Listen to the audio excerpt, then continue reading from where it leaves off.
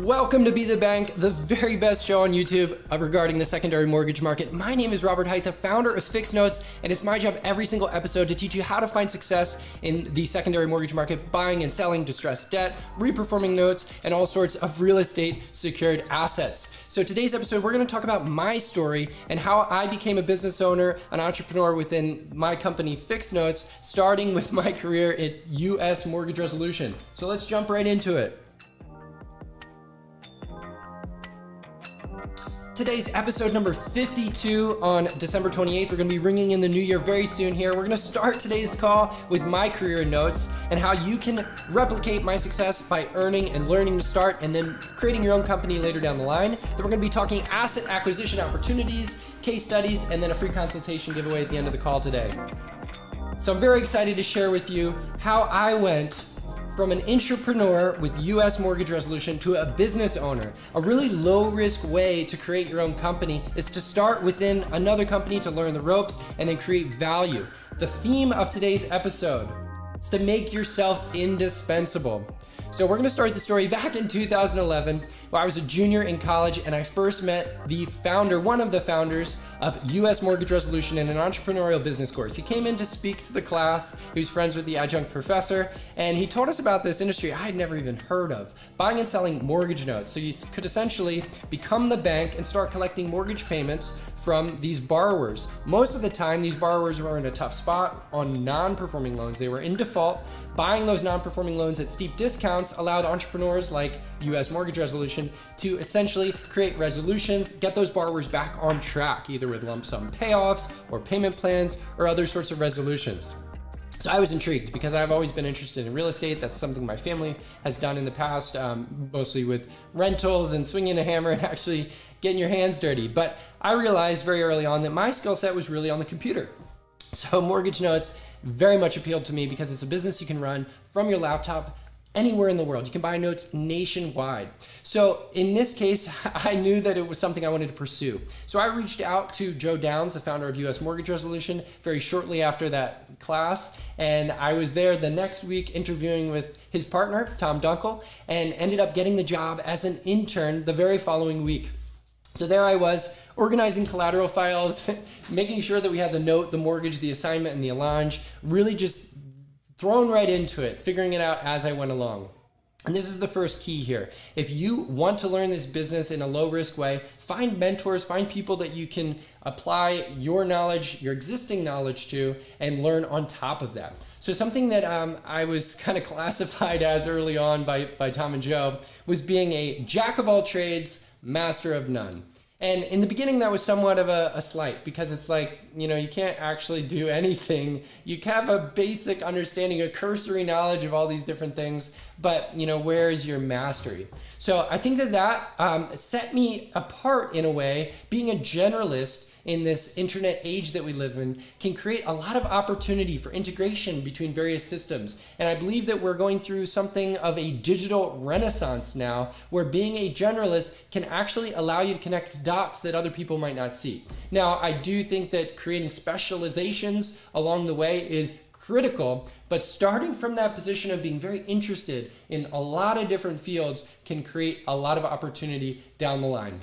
So I started as an intern in 2011, and after a couple of years, I graduated school the following year. That was my junior year, my senior year. I became a full-time employee, their first employee, and continued to learn different areas of the business. So I started with collateral. I think that's a great place to start because that is the asset here. It is the paper, the note, the mortgage, the assignment, and the allonge are what make up a collateral file. So I was auditing through all of the files that they had purchased so far, which was less than 100 loans. I think their first trade was 11 loans, and their following trade was 50 loans or so. So we had 60, 70 loans at the time. I was going through all those files, creating a checklist, making sure we had the documents. Now, I was trained somewhat on this, but as you go through the documents, that's really where you learn this business. A note, for example, has a lot of different names. It could be called a promissory note, or it could be called a home equity line of credit. It could be a credit line mortgage, and actually the mortgage and the note are almost on the same document. So there's all these different ways that you have to determine whether or not you have the files in place. So that was my first role. Then I went on to making investor calls and presentations. I went on to resolutions and actually the operations side of the business, facilitating with our loan servicers and our attorneys and our realtors. And then from there, I continued to progress in the business to start working on strategy and some higher end acquisitions type of work. So throughout that process, one of the big themes here, obviously making yourself indispensable, is so important.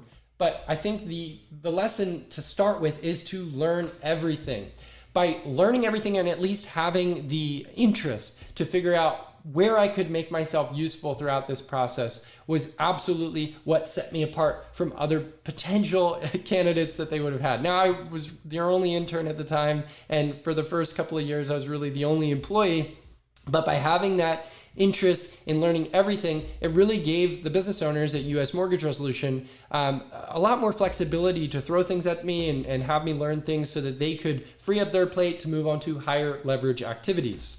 So learning everything is so critical in the beginning. And a lot of the points that I'm going to make here kind of revolve around this, having an interest, not in being a generalist necessarily, but by at least wanting to explore where you can add value and how you can make yourself indispensable. And a point I'd like to make here is early on in this process, actually, I think it was the day of the interview, or maybe it was the takeaway from the interview, was to prepare a short document detailing my ambitions and my basically what I foresaw this role to be as this intern at US Mortgage Resolution. And I think this was a great exercise for me early on, because that's actually where I put the word to it, to make myself indispensable. So that was one of the bullet points that I had as a goal working with US Mortgage Resolution, which absolutely came to fruition.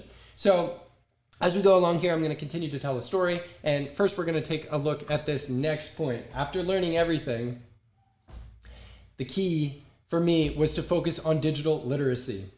And digital literacy was so critical to my success in the mortgage note space because of this integration idea. There's all these new technologies coming out. There's all these ways to automate things and to create better processes and systems and make our lives easier as business owners. So being open to those ideas and then integrating them into our business with US Mortgage Resolution allowed me to create more value within my position. Now, in the last century, in the Industrial Revolution, machines were replacing employees. And it was a scary thing. That's why the Luddites burned down the factories that were now using different machines to do their job for them, because they were scared of that progress. But in this next digital renaissance that we're living in, adopting new technologies, leveraging the technologies that we have available to us can create a better, more secure future for you in your employment or in your business that you're running.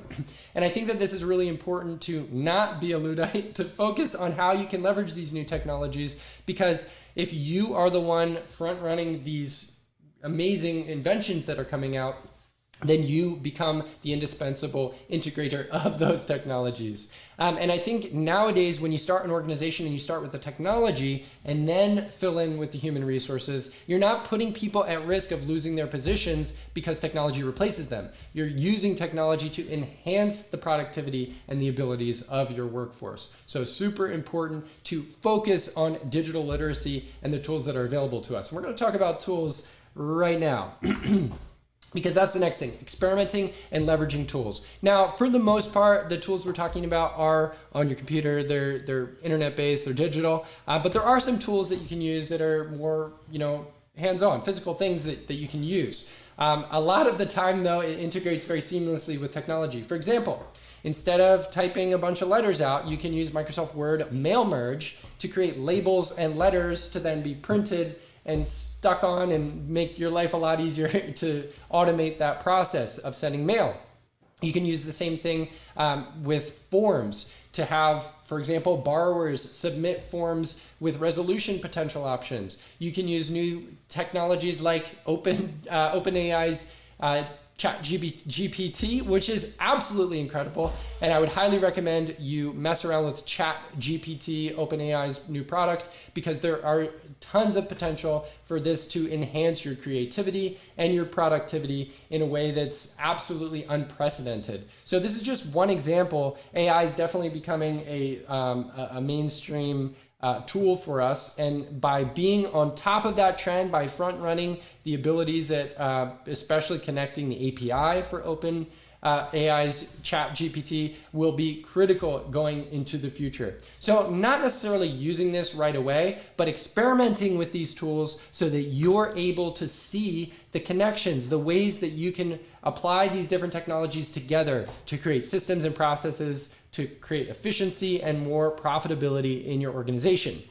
So by being an entrepreneur, by creating innovation within an existing organization, you can get a taste for entrepreneurship without as much of the downside. So one thing I'll mention right away, the dollars and cents of it, is that if instead of being a a W-2 employee, if you create an LLC and you accept your wages in a 1099 at the end of the year, you can be a little bit more flexible with how you write off the assets that you acquire to increase your own productivity, and you can really step into entrepreneurship in a much more seamless way. So very early on, I created an LLC, and even as going from an intern to a full-time employee, I was not on W-2. I was receiving my income through 1099 through my LLC. So I'd highly recommend, if you're working with an entrepreneurial, a small business that's willing to work with you in that way, to start an LLC early on, because in the beginning, it looks like you're a consultant working for a client, but essentially because of your position, as a full-time employee, potentially with a mortgage note investment company, for example, you have the job security while also having the ability to grow into that role. So for my first 6 years in the mortgage note industry, I was essentially an employee, eventually running the trade desk, the acquisitions, and the portfolio management for US mortgage resolution. But because I had my own LLC, I essentially was an independent contractor, which then allowed me in 2017 to start accepting some other clients and to develop my business, rebranding it as FIXnotes. So FIXnotes, obviously the name means we help investors fix notes. We teach investors about how to fix notes. And because our specialty is non-performing mortgage notes, it has a very clear meaning for the counterparties that we work with. Now, this was my path, but I would highly recommend using the 1099 and the LLC approach to get a foot in the door for this entrepreneurial approach while being an entrepreneur. So let's look at another takeaway here. And I think my slides are gonna re-go here. Learn everything, focus on digital literacy, leverage and experiment with the new tools, and practice divergent thinking. So as we talked about with integration, connecting different tools together, divergent thinking means thinking outside of the box, seeing how you can apply something that maybe doesn't relate to this industry to create more success for yourself. So this is a really big key for entrepreneurs in general. I think divergent thinking as an entrepreneur is certainly beneficial, but as you progress to being a business owner, your own boss, an entrepreneur, divergent thinking is what's going to give you a competitive advantage. A lot of people in this world in general, in the business world, and just throughout our society are kind of stuck in their lane. They're focusing on what's been done before, what's possible, what they've seen others do in the space. But by learning different things, like I said in the beginning, learning everything will allow you to integrate all of these different opportunities. That outside of the box thinking is what's going to allow you to create systems and processes that are more efficient and more creative. This divergent thinking is really creative thinking with the goal of creating value. So I think that these are kind of the high level important meta skills, essentially. Learning, focusing on digital literacy, experimenting and leveraging tools that are available to us, and then practicing divergent thinking really puts it all together. So that was my journey from 2011 to 2017 when FIXnotes started. And then for the last 5 years, FIXnotes has grown into an education provider as well as a portfolio manager and a trade desk. And essentially, experimentation along the way, finding a product market fit is what allowed me to position FIXnotes as a very important premier source of content, a source of assets, and source of education in the mortgage note space. So getting through that entrepreneurial journey, starting as an entrepreneur, is what allowed me to have a really low risk step into my business with FIXnotes. And I think when you look at the small business success rate in this country, there's a really sad statistic about how many businesses fail after 5 or 10 years. I think most businesses fail well before 5 years. But if you start as an entrepreneur, if you start working with a business owner who's has a lot of things that they can teach you, and you can apply your sweat equity to learning the business and also providing value to them, then as you progress in your career, you can have a very low risk step into entrepreneurship. Now, I think that as an entrepreneur in a business, as an entrepreneur, you really want to be clear with the business owners, your intentions. And this was clear for me with US Mortgage Resolution very early on because of that LLC that I started early, because of the conversations that I was having about goals to double my income, because of the negotiations that I was making for percentages of the resolutions that I was completing.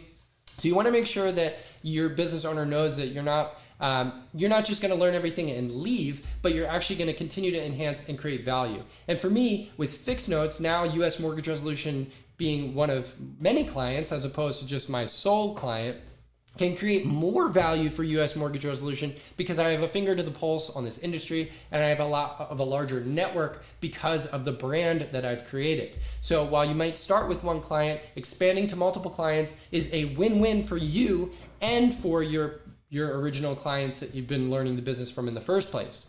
And eventually, if you continue to focus, you're going to have even more knowledge than the business owner that you originally started with. Now, I think that this is a really critical point in this whole conversation, is to specialize at some point. Now, I talked about being a generalist in the beginning and how in this digital renaissance, the generalists have a lot of opportunity. But as you progress, being a specialist is key. So the final point I'll make here on my journey throughout this business is in 2017, when I started FIXnotes, the impetus for that, the reason why I created this new brand and started reaching out to even more clients was because the founders of US Mortgage Resolution were finding opportunity in other real estate adjacent verticals. And this was something that was exciting, but in my mind, it was more of a shiny object syndrome. And I didn't want to be chasing another deal, even though at that time in 2017, we weren't seeing as much deal flow as previously. And as we are now, a lot more deal flow has come at this point. But by focusing, for me to focus on the mortgage note space, not only gave me a specialization that eventually exceeded the knowledge of the founders because they were working on multifamily syndications and self-storage and short-term rentals, but it also gave them a competitive advantage with me running their portfolio management and their trade desk, because I continued to keep tabs on the industry in a way that they did not. So there's absolutely an importance from going to generalist to specialist, but in retaining that generalist mindset so that you're able to integrate and connect all these different areas together to create value. And that's the key. Make yourself indispensable by creating value. So let's jump on to the next portion of this episode, which is assets for sale. So I do want to share with you how we list assets in our mastermind membership group. So you'll see up here the aggregated trade desk. This is our workspace. And at the top of the screen, I'm trying to use my mouse here, but you don't see it. At the top of the screen, you'll see all of the apps that make up the mastermind backend. So the mastermind membership group is our private group of members, like-minded real estate entrepreneurs who want to leverage mortgage notes to create passive income and wealth in their lives. And the aggregated trade desk is one of the main reasons that these members join. And the aggregated trade desk, so far, we've helped our members acquire over $10 million of non-performing first and second position mortgage notes just this year in 2022. And 2023 is shaping up to be our best year yet for the advanced strategies within the group, abundant acquisition opportunities through the trade desk, and high-level networking opportunities. There's so much here that the Mastermind membership group offers. So I would highly recommend checking out the Mortgage Note Mastermind. We have a money-back guarantee, a free 30-day entry trial, and then a 90-day conditional guarantee if you do not find success in your mortgage notes industry in your career here. Within the first 90 days, we'll return all of your money. So there's no risk to get started here. And it includes these masterclass courses for secrets to sourcing, bulk due diligence, the 90-day note investor, which is our accelerator to get you started. So all three of these courses here offer, and now we see our mouse here, offer really deep dive into specific areas of the business. And of course, if you go to my website and just click Learn Notes, you can go through our free course as well if you're not ready to sign up for the masterclass and the mastermind series. All of these modules are included for free when you join the mastermind, which does cost $150 per month currently. And then finally, we have monthly calls with our members and other experts that we bring in. So we have these recordings available. There's over 20 episodes, 20 Zoom calls recorded with all these different topics. So I would highly recommend, if you want to find success in this business, definitely check out the Mortgage Note Mastermind. And we just missed that last slide, so I'm gonna skip back real quick here before we jump into the case studies.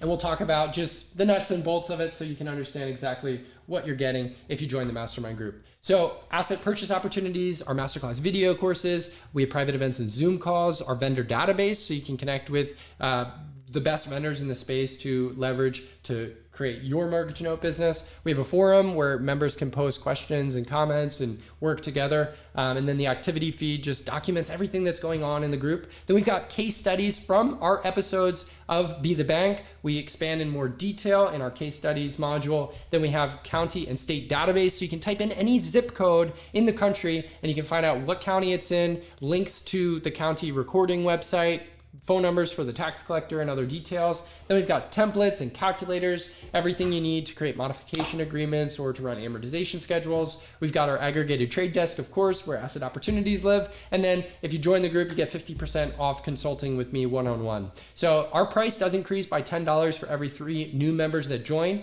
This aligns the value proposition with the network effect because the more members that are in the group and also the more content that I'm adding through the master classes and everything that the members are adding through the forums, it does increase in value as we grow the group. So right now it's $150 per month to join, and it will be $160 after 1 new member joins because we've got 1 seat left at the current price level. And this is going to continue until we hit 1,000 members, and then it is capped. So I would highly recommend you be an early adopter. Now we have over 100 members, but you're still early. You're within the first 10% or so before we grow to 1,000 members. So join now, lock in your price at the current rate, and achieve all of these benefits so that you can succeed in your mortgage note career. All right, so let's get on to the case studies here, because this is a really important part of the call. Every single time we want to put the pedal to the metal here, the rubber to the road, and see what these assets look like when it actually comes to a resolution. So this is a non-performing second position mortgage note secured by a single family residential property. That's why we see NPL second SFR. It's a junior lien behind a first lien, and it's secured by a single family residential property that we resolved with a full payoff. So I like to do a lot of different case studies. Sometimes we win, sometimes we lose, sometimes they're big, sometimes they're small, sometimes they're full or discounted payoffs, sometimes they're short sales or modifications. So we have all sorts of different case studies, and actually this is case study number 100. So a very exciting episode today, number 100, and you'll see that in the bottom right hand corner here. So we resolved this one with a payoff of $4,965. Now let's go over the details. $90,000 value property with a $53,000 first position, that's the senior lien. So 90 minus 53 equals 36,000 of equity remaining in this deal with a UPB of 4,965. So plenty of equity protecting our position here. Now, we always ask 3 questions when we start a resolution process. What happened? Where are you now? And what do you want to do? When the borrower answers those 3 questions, we're able to come up with a resolution that fits their situation, that applies some resolution to the problem that they're having, that we can help them get out of default. So in this case, the borrower is delinquent on their senior lien and the senior is heading to foreclosure. And actually in this case, the borrower loses the property to that senior foreclosure. So less than a year after acquiring this note, we received a notice from the senior lien foreclosure was completed and there was potentially surplus funds available for other lien holders. So after completing our documentation to request the surplus funds, we sent it to the Kentucky County Commissioner and we received a confirmation on a full payoff incoming. So unfortunately, sometimes the borrower is not able to keep the property. And in this case, we did not even foreclose. The senior lien holder handled all of the process, all of the expenses and legal fees to move through the foreclosure. But because of the amount of equity in the deal, we were able to receive surplus funds from the master commissioner and have a full payoff on this account, basically just sitting on it. So occasionally there's going to be deals where there isn't really any upside in pursuing a foreclosure, for example. You put those types of loans in the drawer and you wait until there's some type of sale event, which is going to trigger a payoff on your lien. And in this case, we had so much equity that we were pretty confident that when that senior foreclosure was completed, we would see surplus funds to pay off our lien. Now, if this UPB was more like 50K and the equity is 36K, so we're more like $14,000 underwater on our lien, we may be a little bit more active on this deal. We may go or send a representative to the sheriff's sale to bid for the property, to hopefully get that property value up past 90. Maybe they sell for 110 and we get a full payoff at that 50K number. Now, it's important when you're looking at these deals to make those decisions as you go, to create rules around it so you can be consistent with your approach. When we see a deal like this, though, when there's so much positive equity that we're confident that the legal fees are not going to balloon past $30,000 and we'll still have enough surplus to pay our lien, then we're going to sit on that deal and monitor it to not expend too much effort and capital because we do have a pretty certain payoff down the line. So we bought this loan for $1,648, $1,648 was 33% of the UPB. The price was a fairly good deal because of the senior lien status, but the equity did support the value. It took 15 months with $675 of expenses, which mostly was servicing fees. Over those 15 months, we're paying our loan servicer a monthly fee to keep that loan active on their books. It also includes our due diligence, onboarding the loan with the servicer, and then those collection fees once the deal was complete. And that resulted in the payoff of $4,965. So a couple takeaways here. Number one, analyzing non-performing seconds requires a review of your senior lien status and your equity. So as we mentioned earlier, the substantial equity in this deal is really where all the value was. And that outweighed senior status as the value driver here. Now, senior status, if you're not aware, could be current, meaning that the senior is paying as agreed, or maybe they weren't paying, but they're back to a current status. And it could go all the way from that into foreclosure initiated or even foreclosure collateral sold. And along the way, you could be 30 days, 60 days, 90 days late, which means you're in default. And that's a very important factor in the due diligence of non-performing second liens. What's going on with the senior? But in this case, because of the substantial equity in the deal, that was really the linchpin, which resulted in the full payoff following the property liquidation. Second takeaway here, make sure your assignment of mortgage is recorded so that you receive the notice. And in this case, it was the surplus funds notice when any event occurs that may necessitate action or a lien release. So when things are recorded in public records, like your assignment of mortgage, for example, which shows everybody in the public record that you now own the mortgage, when other things are recorded there, they need to reach out to other lien holders, and title companies will do the research to find out who else is on the deal, who else is owed money, who else has a lien secured by this property. So unless you record your assignment of mortgage, how are they ever going to find you? And most of the time, if you're buying right and you're monitoring these deals, it's going to be a good thing when they reach out. It's going to be a potential payoff or some type of conversation that may result in a resolution. So definitely get your assignment recorded and definitely do your due diligence correctly. Those are our takeaways today. And just to talk about the ROI on this deal, this was a 91% internal rate of return. And I actually did account for the expenses on this one. A lot of the times with these case studies, when the expenses are less than $1,000 and our payoffs are $10,000 or $100,000, the IRR, the internal rate of return, is really not affected by a couple $100 or even $1,000 of expenses. But because the cost and the payoff were relatively small, and we did have almost $700 of expenses on this deal, I calculated those into our return on investment to get a 91% internal rate of return. Now, this would have been a lot higher with the same exit amount if we had done it in half the time. Instead of 15 months, if this took less than a year, we would have seen a very strong internal rate of return. But respectable nonetheless, even with a 15-month turnaround here, we were still able to have a 91% internal rate of return on our capital. So next one here, non-performing second secured by a single family residential property again, but this one was resolved through a modification, and it was a paid off mod. So this borrower got a payment plan in place and then paid it all the way to fruition. They actually got the deal down to a 0 UPB so we could release the lien, and they were free and clear from that mortgage. So the fair market value on this one was $189,000, $189,400. The senior lien was $106,877, which leaves us $82,523 of equity, securing our UPB of, get this, $2,400. So another small deal here with tons of equity. And we want to know what happened. Where are you now? What do you want to do? And in this case, our outsourced collection team made contact with the borrower for a mod. Now, depending on your strategy with your resolution and your portfolio management, you may work with other third parties on your portfolio. So for US mortgage resolution, since that's what this asset was owned by, we have basically separated the portfolio into two. Half of it, we wait for inbound contact, and our loan servicer handles the modifications once we get the negotiations complete. And the other half, we have an outsourced collection team do our outbound, and then pretty much the same thing, connect with the loan servicer for the modification agreement.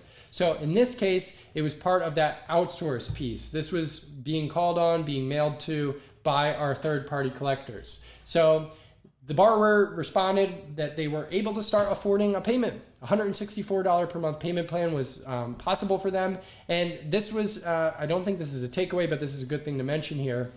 This was an option for them. So we actually had our outsourced collection team send pre-approved options, resolution options, 3 different options to the borrower in a letter. One was a settlement, like a lump sum. One was a modification with a down payment, and one was a modification with no money down.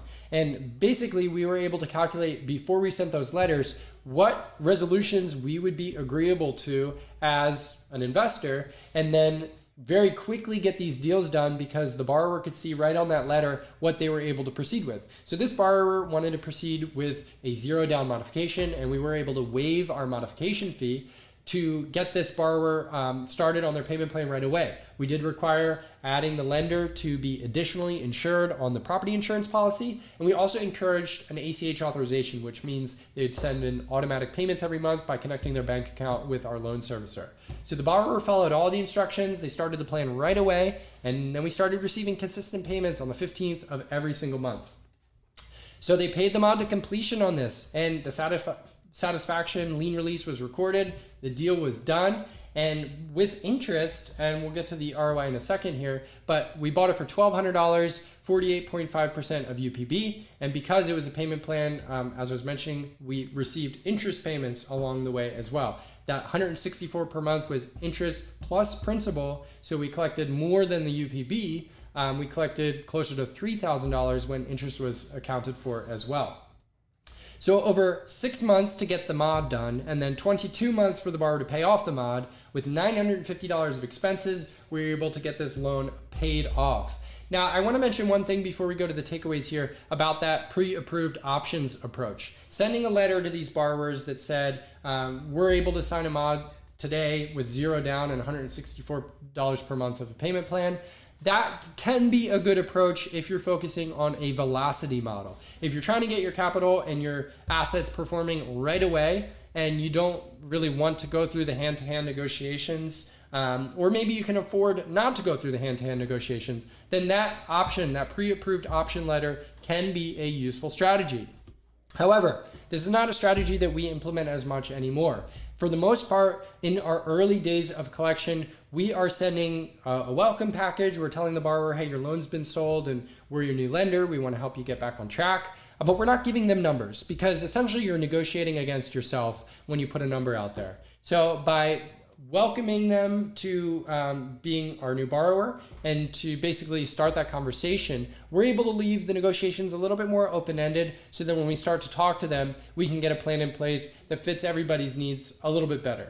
Now, the pre-approved option, though, I think is still a potential, especially when you have deals that, small UPBs like this that you don't want to expend as much time and effort on outbound collections. If you just send one letter and it has a deal that's too good to pass up, you can get a lot of mods done that way. So definitely segment your portfolio in a way that makes sense. Don't send pre-approved options to really large UPB loans without down payments. I think it's important to at least start that conversation with the idea that they're going to pay a down payment, because when these loans are in default, there's a lot of arrears and interest that could potentially be paid right up front to get them caught up. So you don't want to be negotiating against yourself and basically leaving all that money on the table, which at the end of the day is going to help the borrower pay down the loan faster as well. Without a down payment, you're not applying anything to the principal balance to start the plan. There's no skin in the game for the borrower. So a lot of times in the secondary market, selling reperforming loans, those investors who are buying cash flowing assets want to see that the borrower made a down payment. They want to see that they have skin in the game right off the bat. Okay, so let's get into the takeaways here. We got a couple for you. The first is non-performing loan pricing. In this case was discounted due to the senior foreclosure, but it was supported by the strong equity position. So there was lots of equity for the borrower to lose if they don't reinstate this deal. And then this is actually the takeaways from a different asset. So I'm glad we're talking about takeaways regarding the options letter because these are from last episode's case study. My apologies there. So please leave a comment below if you have any questions at all about this case study or the previous one or anything in this episode. Be happy to review. Write in the comments on YouTube, respond and answer your questions. Or if you've got maybe a good enough question, we'll create a whole episode around it. So I encourage you to leave comments because that's really the best way to learn is to have some critical thinking and give me something to work with so that I can help you out even further. So that was case study number 101, and these numbers are accurate. It was 149% cash on cash while holding the reperforming loan because $164 per month minus $15 per month in servicing fees annualized was more than our $1,200 non-performing loan cost. So we actually were able to get all of our capital back in the first year. Now, this is a really, really important point, and another takeaway, which I would have wrote if I hadn't missed that, is that the internal rate of return is substantially less. So this is a really important thing to understand when you're calculating your return potential. Internal rate of return accounts for the entire life cycle of the loan. And in this case, after less than 2 years of payments, the principal balance is paid off. The deal is done. So there isn't any more payments to be made. So while you might see this deal at 164 per month and be like, wow, it's almost 150% cash on cash. Like I'm more than getting my capital back in year one, and then in year two, it's all gravy. But after year two, the payments stop. So you have to use internal rate of return to calculate what the actual return is going to be because these payments, they end. Now, this is different from coming from a real estate perspective where if you're buying a rental property, those rent payments, the payments on your leases are going to continue to potentially increase and they're going to continue perpetually. With mortgage notes, once the unpaid principal balance is paid off, the deal is done. The lien is released, it's satisfied. So you need to understand when you're getting into these deals, the long-term outlook. When that loan is paid off, the cash flow ends, and you need to account for that using internal rate of return. So if you go to the FIXnotes.com website, to our blog, we have some case studies on the blog that document the internal rate of return calculations that we use and a little bit more detail that could help you understand that concept. And then of course, in the mastermind group, we have a lot more detail on things like internal rate of return. All right, so that is it for the case studies today. Thank you so much for bearing with us here, and you now deserve the giveaway, which is a 15-minute consultation with me. Get on a consultation for free. I really just ask that you subscribe to the channel, like and comment on the video. We really appreciate that. And then go to robbymax.youcanbook.me and get on my calendar for a free consultation. And in the meantime, our next mastermind, or if you join the mastermind group, you can go to podio.com/FIXnotes/mastermind to get into the backend portal where we have all of our content. And then if you go to FIXnotes.com/MNM, you can see our sales page and all the details and testimonials and a whole bunch of content there to get you started. And of course, there's tons of free education on the FIXnotes website. So definitely visit that no matter what if you want to get into this business. Because we really just lay it all out there to help you get to the point where the mastermind group will give you the most value. So read the blog, read the free course, join the mastermind, and to your success. All right, so that is it from FIXnotes for this week. Thank you, and as always, please join for industry overview, tech tips, vendor reviews, sometimes assets for sale, case studies, giveaways, and so much more on the Be The Bank Show last Wednesday of the month. And that is FIXnotes. So thank you so much, everybody, for joining. It is always my pleasure to share what I know about this industry. And as always, please leave a comment with any suggestions for future episodes. Sorry we didn't get to see the koi today. They are frozen under the ice. And I believe the birds are maybe hibernating as well. It's gonna be cold winter here, but come spring, it's gonna come alive again. So stay tuned, subscribe to the channel so that you can keep tabs on the mortgage note industry. And you can learn how to find success investing in real estate secured debt. This is really the best way to invest in real estate. If you're on this episode, if you've watched this long, you already know that. Let's have a good New Year, everybody, and I will see you for our next episode in January.